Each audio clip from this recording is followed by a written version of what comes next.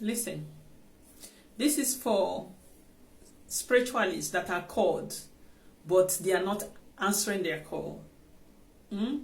If you're one of those people that you've gone for divination and they've told you that you're called to serve the gods, you're called to be a spiritualist, to be a healer, to be someone that is supposed to help the community one way or the other, and you refuse to answer your call, do you know that you're setting a death trap for yourself? Okay? Because when you don't answer this call, and evil witches and wizards identify you, because they can identify a spiritualist even if you are inactive. Yes, you are a spiritualist that is called, but you are inactive. You are dormant. Some of them will use their spiritual eyes to identify you. Once they identify you that you are a called spiritualist, and you do not stand for the same cause that they stand for, like those ones that does evil and you do good, you're called to serve the gods. So you have to follow the rules and the laws of the land, right? Okay? If you don't answer this call, those evil people, they will target you. You'll be seeing a lot of attacks in your life, and you don't know where it's coming from. It's just that they see you and they see you as a threat. They see you as an enemy. So they try to eliminate you. They try to delete you before you can answer the call, because they think that if they allow you to answer this call, then it's going to be a problem for their kingdom, for them. Okay? So some of you guys are suffering because you're not answering your call.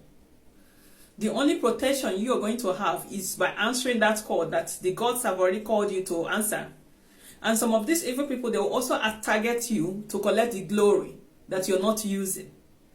That glory that you have, that the gods have given to you, the staff of authority that you are supposed to be carrying, you're not carrying it. You're not using it because you're inactive, you're dormant.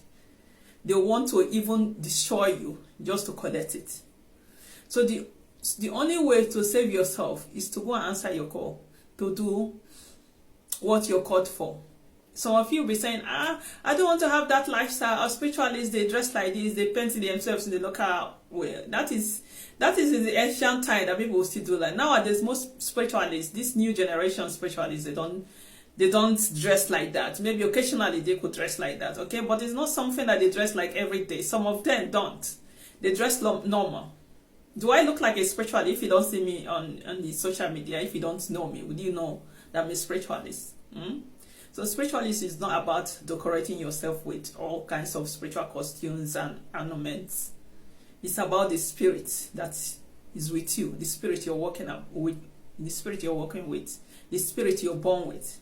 That is what makes you a powerful spiritualist, not dressing all kinds of ways just to make people think that you're powerful. So if you don't answer your call, you continue to suffer. You continue to have problems. Some of you have affliction, and you've been going around looking for someone to deliver you, looking for someone to save you. The only person that is going to save you is yourself. Some of you, you're getting so much, nothing is working for you. And if you go to spiritualists to help you, some of them will stop helping you. They will tell you that they can't because someone is attacking them. Or anywhere you go, people that is supposed to help you will be attacked, and some of them will just not want to help you. Some of them will now start working with your enemies to get you. That is how they operate in the kingdom of darkness. A lot of these evil spiritualists, you go to them to get help, but they are being controlled from their kingdom. Any orders that they get from there is what they are going to do to you. So anyway, what I just want to tell you guys, if you're called, answer your call. If you're not called, don't go and be answering call that you're not called, because you don't carry the grace.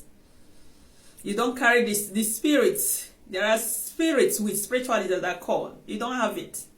Okay, don't go there for money, because it's not going to be a good karma for you. Because maybe your own glory is lying on the destiny, the thing you're supposed to do, that you're called for, not for spiritual work.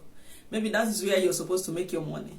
But because you think that a lot of spiritualist pastors, they have money, and you go there. Do you know it's dangerous to enter into this spiritual work if you don't have the spirit that protects you?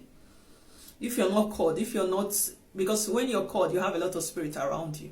You just need to align yourself with a lot of them to activate them.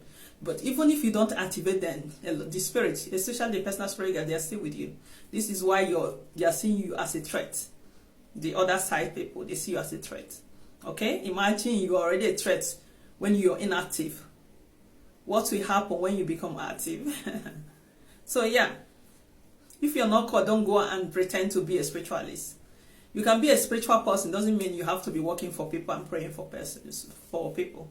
But you can be a spiritual person for yourself, for your own family, to take care of your own needs. Okay? To do some basic spiritual work to help you out. Okay? But not to go work for other people. Yeah. So spiritualists, you are a death trap for yourself, not for any other person, but for yourself when you do not answer your call. Because if they get you, if your personal spirit guide are not strong enough, they can even eliminate you, they can delete you. Okay? That is just the message I have for you people.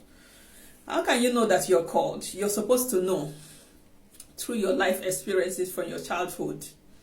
And anywhere you go, in a religious places or spiritual people, they will always identify you that you're a called person.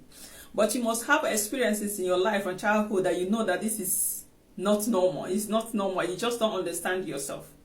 But divination can also confirm if you're called. Like if you have all those experiences, you just want to understand why you're having those experiences.